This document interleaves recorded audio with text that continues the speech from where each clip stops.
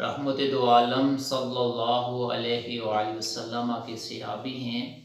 حضرت سلمان بن سعد رضی اللہ تعالیٰ عنہ۔ آپ ارشاد فرماتے ہیں کہ رسول اللہ صلی اللہ علیہ وسلم کے قریب دو آدمیوں نے ایک دوسرے کو برا بلا کہا اور ان میں سے ایک کو شدید غصہ آ گیا، تو اس پہ آقا کریم علیہ السلام نے ارشاد فرمایا کہ میں ایک ایسا کلمہ جانتا ہوں، اگر وہ اس کو پڑھ لیتا تو غصے پہ قابو پا لیتا اور اس طرح جذبات کا اظہار نہ کرتا، اور وہ کلمہ یہ ہے اعوذ باللہ من الشیطان الرجیم۔ جب اس آدمی نے یہ کلمہ سنا تو اس نے کہا میں کوئی مجنون تو نہیں ہوں کہ میں یہ کلمہ پڑھتا، یا مجھ پہ جنون تو طاری نہیں ہو گیا تھا۔ تو آقا کریم علیہ السلام نے قرآن مجید کی یہ آیت مقدسہ پڑھی، وَإِمَّا يَنزَغَنَّكَ مِنَ الشَّيْطَانِ نَزْغٌ فَاسْتَعِذْ بِاللَّهِ إِنَّهُ هُوَ السَّمِيعُ الْعَلِيمُ، کہ جب تمہیں شیطان کی طرف سے کوئی وسوسہ پہنچے تو اللہ کی پناہ مانگا کرو، بے شک وہی سننے والا اور وہی جاننے والا ہے۔ تو غصے کا آنے کا سبب شیطان کی طرف سے ہوتا ہے، اور اس کا علاج یہ ہے کہ اللہ کی پناہ مانگی جائے۔ رحمت دو عالم صلی اللہ علیہ وسلم کا ارشاد گرامی ہے، آپ نے ارشاد فرمایا پہلوان وہ نہیں ہے جو دوسرے کو نیچے گرا دیتا ہے، دوسرے کو مار دیتا ہے،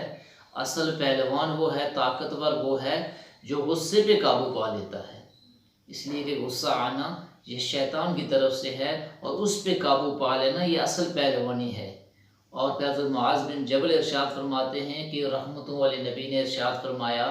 کہ جو آدمی غصے کو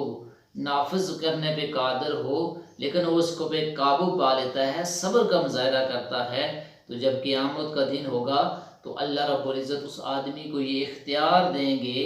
کہ وہ جنت کی حوروں میں سے جس حور عین کے ساتھ رہنا چاہتا ہے وہ رہ لے۔ تو ان دو حدیث پاک سے یہ معلوم ہوا غصہ آنا یہ شیطان کی طرف سے ہے، اور اس پہ قابو پا لینا یہ بڑی کامیابی ہے، دنیا کے اندر بھی کامیابی ہے اور آخرت میں بھی اللہ کی طرف سے انعامات کی صورت میں کامیابی ملے گی۔ تو جہاں اس پہ قابو پا لینا یہ کامیابی کی دلیل ہے، اللہ کی پناہ میں آنے کی دلیل ہے اور انعامات کے ملنے کی دلیل ہے، وہاں اگر انسان غصے پہ قابو نہیں پا سکتا تو اس کے دینی و دنیاوی نقصانات بھی ہیں۔ سب سے پہلا نقصان یہ ہے کہ وہ آدمی صبر کی صفت سے محروم ہو جاتا ہے، وہ انکساری کی صفت سے محروم ہو جاتا ہے، وہ عاجزی کی صفت سے محروم ہو جاتا ہے، اس لیے کہ غصے کا مظاہرہ کرنے والا آدمی بے صبرہ ہوتا ہے، اس کے اندر عاجزی نہیں ہوتی، اور اس وجہ سے وہ غصے کی وجہ سے ان اعلیٰ صفات سے محروم ہو جاتا ہے۔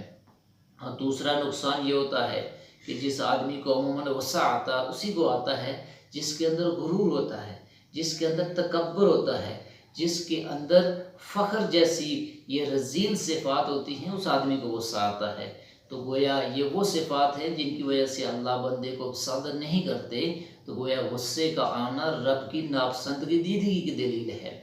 اور تیسرا نقصان غصے کی حالت میں یہ ہوتا ہے کہ انسان جب غصے میں ہوتا ہے تو اللہ کی حدود کی بے خلاف ورزی کرتا ہے، رب کی نافرمانی کی طرف چلا جاتا ہے، غصے پہ قابو نہ پانے کی وجہ سے انسان رب کا نافرمان بن جاتا ہے۔ اور چوتھی صفتی نقصان اس کا یہ ہے کہ جو آدمی غصے پہ قابو نہیں پا سکتا، غصے کی وجہ سے اس کا بلڈ پریشر ہائی ہو جاتا ہے، اور جس آدمی کا بلڈ پریشر ہائی ہو جائے اس کو فالج کا بھی خطرہ ہوتا ہے، اس کی برین ہیمریج کا بھی خطرہ ہوتا ہے، اور یہ وہ دونوں صفات ہیں، بیماریاں ایسی ہیں جو انسان کی جان لے سکتی ہیں، یہ جان لیوا ہیں، اور یہ سبب کیا بنتا ہے؟ غصے پہ قابو نہ کرنا، غصہ کرنے کی وجہ سے ہوتا ہے۔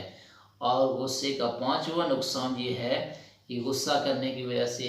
معاملات جھگڑے تک پہنچ جاتے ہیں، اور جب جھگڑا ہوتا ہے تو دو فریقین کے درمیان تو ان کے تعلقات خراب ہوتے ہیں، رشتہ داریاں ختم ہوتی ہے، انسان اپنے مخلص دوستوں سے محروم ہو جاتا ہے۔ اور غصے کا چھٹا نقصان یہ ہے کہ غصہ کرنے کی وجہ سے انسان مستقل طور پر پریشانیوں اور ڈپریشن کا شکار ہو جاتا ہے اور جھگڑے اس نوبت تک پہنچ جاتے ہیں، قتل و غارت ہوتی ہے، گھر اجڑ جاتے ہیں، محلے اجڑ جاتے ہیں، تو یہ غصے کے نقصانات ہیں۔ اللہ رب العزت ہمیں غصے کے نقصانات کو سمجھتے ہوئے اور اس کے فضائل کو سمجھتے ہوئے غصے سے بچنے کی توفیق عطا فرمائے۔